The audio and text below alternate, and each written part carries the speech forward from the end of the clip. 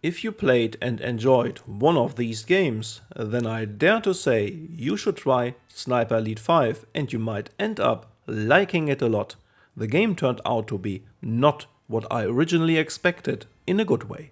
Hello and welcome everybody. In this video I will give you a quick overview of Sniper Elite 5 with a focus on how it plays compared to games like Far Cry, Ghost Recon, Rainbow Six Extraction and so on. I will quickly cover the visuals and technical aspects, how the gameplay is structured and feels, the progression and attachment systems, playtime including replayability and the different game modes, price and value, and if the Deluxe Edition or Season Passes are worth your money.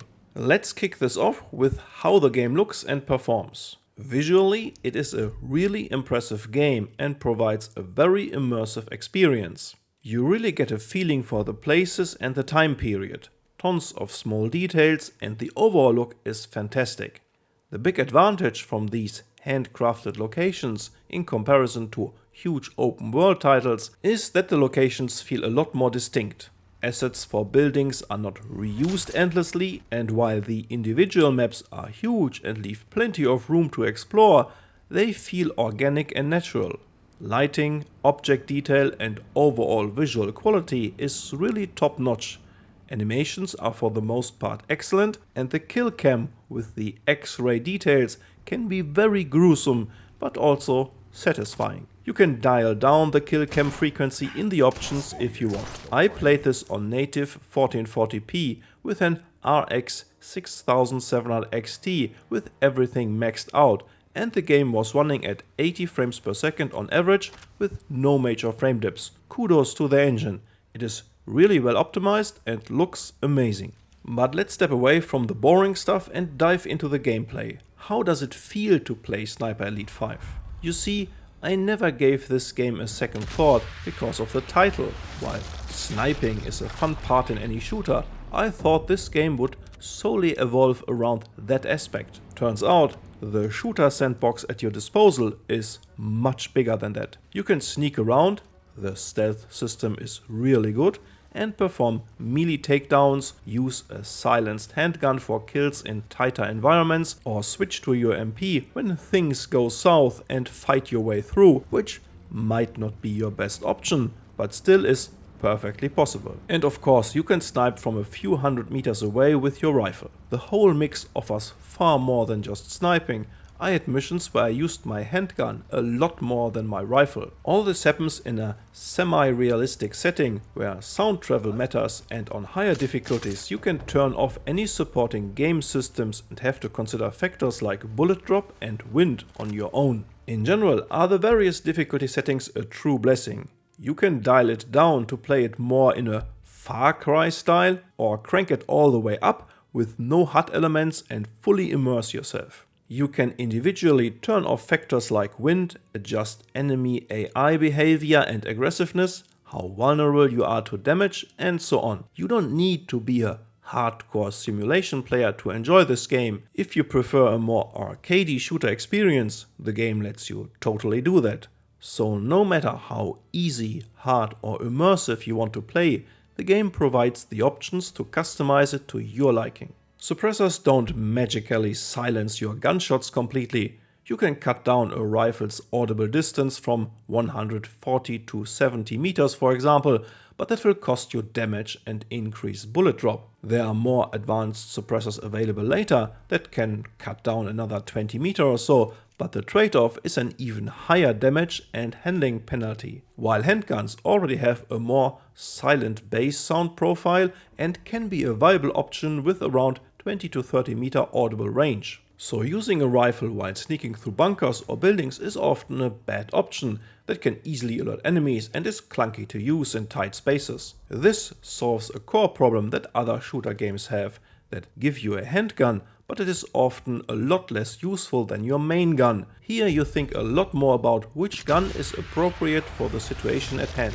This elevates Sniper Elite 5 above games like Ghost Recon in terms of game mechanics, and in combination with a well-executed stealth system, it gives you a very fleshed out sandbox to play with, much more than just sniping targets from afar. And while you don't have modern tools like drones, you do have features like a focus state to locate enemies close by, and you can tag targets through your scope for a short while. This can all be adjusted in the settings, if you prefer to play without tags or minimap for example. You can even switch off your skill trees. So this is how the game feels to play and which options you have, but how are the missions structured? Is it kind of an open world or more linear?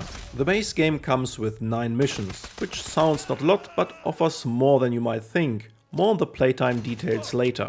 Each mission offers a huge map with a lot to explore. Side activities that activate from intel you gather, some collectibles and hidden workbenches you have to find to unlock new gear and attachments. While this might not be an open world game, I really got immersed on those maps and enjoyed staying there for as long as possible to explore them. The somewhat limited scale of each map also allows for this without discouraging you through the sheer size of an open world. It keeps it digestible without narrowing it down to a linear experience. Adding to this are the multiple solutions you can find and apply for the tasks at hand. Sneak into an office through the roof, find a key from an officer, climb through a window, and so on. You can destroy objectives usually in 3 or more different ways. You can access locations with tools you have to find first, or put an explosive charge on a locked door. In addition, you have kill challenges, where you can execute high value targets in a certain way, usually rewarding you with a new gun. Instead of simply shooting the target, you need to poison it, kill it with an environment object, or drown it in concrete. Completely optional, but really fun to solve these little puzzles. This hopefully gives you an idea how it feels to play the game. A really immersive shooter with in-depth mechanics like sound travel, wind, bullet drop and so on, while also adding some Hitman or Deus Ex-like location challenges, playing out on huge maps with a lot of room to explore and excellent level design for the most part. Next up we have the progression and attachment systems in place. You do have a basic skill tree divided into 3 sections that offer stuff like more health, more equipment slots and so on. It also unlocks very powerful mechanics like a self-revive when downed or using a secondary weapon while incapacitated. The skill trees can be turned off in the difficulty settings and are more comparable to games like Far Cry 5 than to an RPG. While completing missions, kill challenges and finding all the workbenches, you will unlock additional weapons and weapon attachments. These attachments are their very own progression system in your first playthrough. You unlock better suppressors for example. The whole gun modification system is very detailed with a lot of options. While only showing you some basic bars at first, you can switch to a detailed overview and start really optimizing your loadout. You can also save different loadouts. Guns can be switched and modified before starting a mission and on each of the 3 workbenches hidden on the maps. The guns all offer very different approaches like very silent but weak, or super strong but hard to handle and loud, with a lot of in-between variations. This applies to your rifles but also to your handguns and secondary weapons. In terms of equipment, you have tools for distraction, grenades, mines and explosives. Some of those can be used in various ways, like putting a timer on a TNT pack and throw it at a tank, or using a mine to rig an abandoned car or a corpse. Next we have playtime, replayability and game modes. A thorough campaign playthrough without DLCs will take you around 30 to 40 hours, but in general the game offers a high replayability and you also have a co-op option. Each map can be played on its own or as part of the campaign. You can infiltrate other players' games as an interesting PvP mode where you hunt down the player while he is trying to complete his mission. You can turn these invasions off if you are not interested in PvP and just want to focus on your own game. Survival is another mode that is very fun to play, where you have to deal with increasingly more difficult waves of attackers. So we have a campaign, the individual maps, survival and invasions. And while the maps are static, the dynamic nature of patrols and enemy behavior, the different solutions to execute the missions and various kill challenges will add tons of replayability and game time. Which brings us nicely to the overall value of the game. The full asking price is $50 for the base game. $80 for the Deluxe Edition, which contains the first season pass, an additional map and some cosmetics, and 30 to 35 coins for each season pass on its own. I got this on a sale and bought the Deluxe Edition with a 50% discount, and I'm very happy with the value for that price point. I think the base game is decently priced, but the season passes or Deluxe Edition on their own are a little steep at full price for what they add to the game. There are also some free DLCs available on Steam.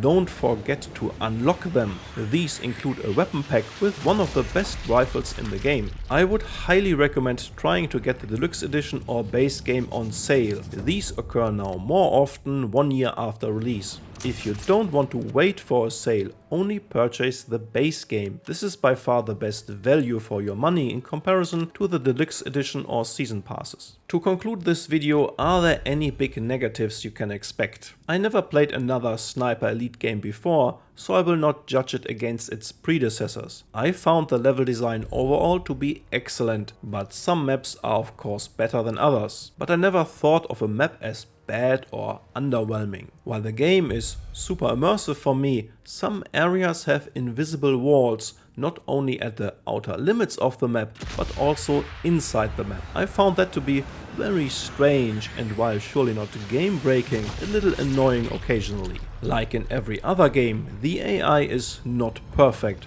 but overall performs very well. You can, however, abuse tight spots to create kill zones, which is not a big deal for me and is something you can do in nearly every shooter game. But apart from that, I think Sniper Elite 5 offers a surprising complete package, and not only sniping like the title might suggest. The setting is great. The story is nothing groundbreaking, and for me it only created a nice background to the otherwise excellent shooter sandbox. What do you think about this game, and what other titles would you suggest for people who like this game? Let me know in the comments. For now, this is all about Sniper Elite 5.